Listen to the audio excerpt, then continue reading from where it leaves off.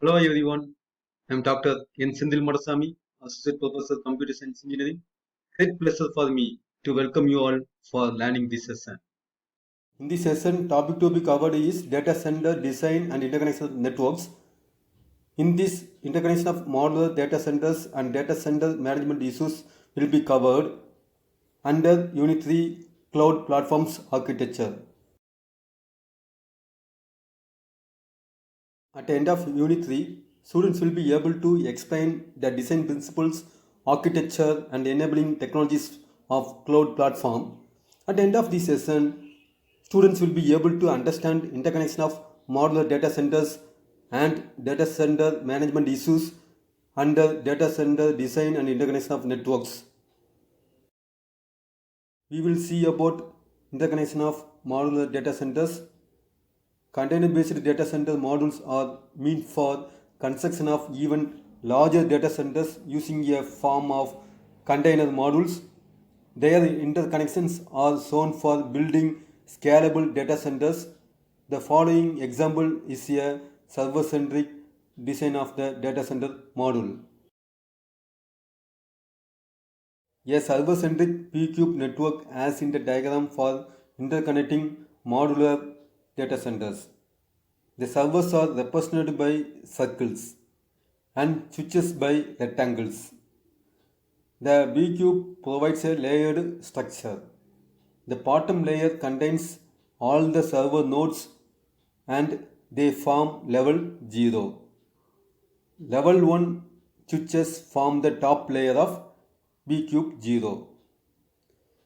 B-cube is a recursively constructed structure. The servers in the P-cube have multiple ports attached. This allows extra devices to be used in the server.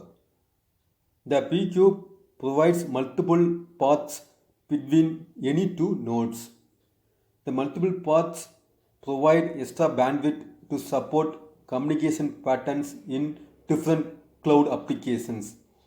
The P-cube provides a kernel module in the server OS to perform routing operations.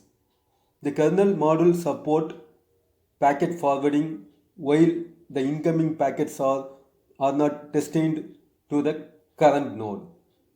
Such modification of the kernel will not influence the upper layer applications. Thus, the cloud application can still run on top of the P-cube network structure without any modification.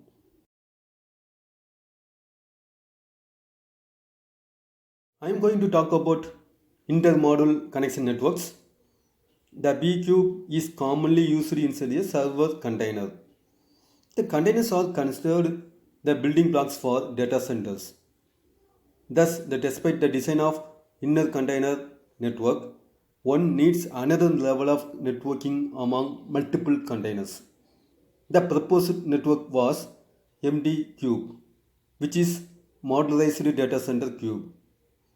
This network connects multiple B cube containers by using high speed switches in the P cube.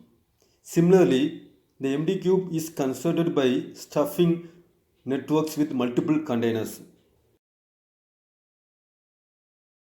This diagram illustrates how 2D MD cube is constructed from 9 P cube owned containers.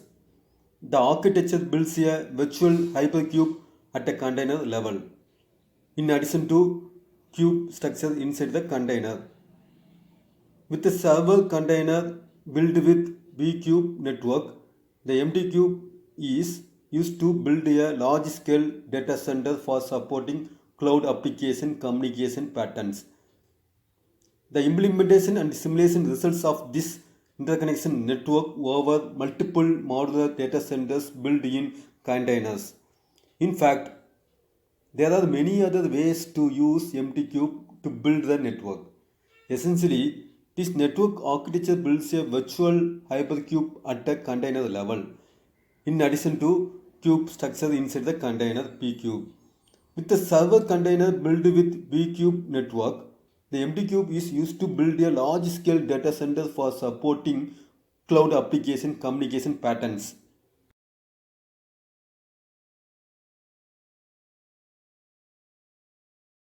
Now we will see about data center management issues.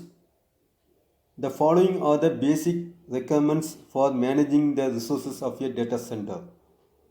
These suggestions have resulted from design and operational experiences of many data centers in the IT and service industries are making common user happy.